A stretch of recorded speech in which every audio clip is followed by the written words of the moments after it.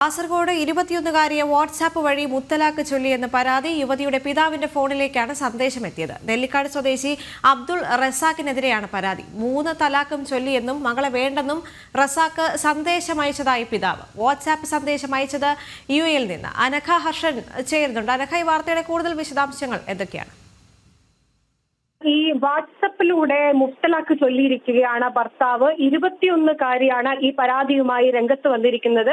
21-കാരിയായിട്ടുള്ള കല്ലുരാവി സ്വദേശിയായ യുവതിയാണ് തന്റെ ഭർത്താവ്, യുഎയിലുള്ള ഭർത്താവ് തന്നെ 3 വട്ടം മുത്തലാഖ് ചൊല്ലി ജീവിതത്തിൽ നിന്ന് ഒഴിവാക്കി എന്ന് പറഞ്ഞുകൊണ്ട് പരാതിയുമായി രംഗത്ത് വന്നിരിക്കുന്നത്.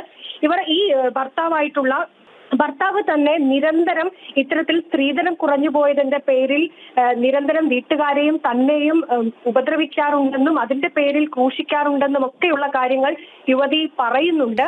ആ സാഹചര്യം നിലനിൽക്കെയാണ് ഈ ഭർത്താവ് ഒന്നുമില്ലാതെ എല്ലാം ഒറ്റ ദിവസം ഒരു വാട്സപ്പിൽ ഒരു മെസ്സേജ് ഇട്ടുകൊണ്ട് ജീവിതത്തിൽ നിന്ന് ആ 21-കാരിയെ ഒഴിവാക്കിയിരിക്കുന്നത്. 3 തവണയാണ് മുത്തലാഖ് ചൊല്ലിയിരിക്കുന്നത്. ഈ സംഭവവുമായി ബന്ധപ്പെട്ട് പരാതി കൊടുത്തിട്ടുണ്ട് യുവതിയുടെ കുടുംബം.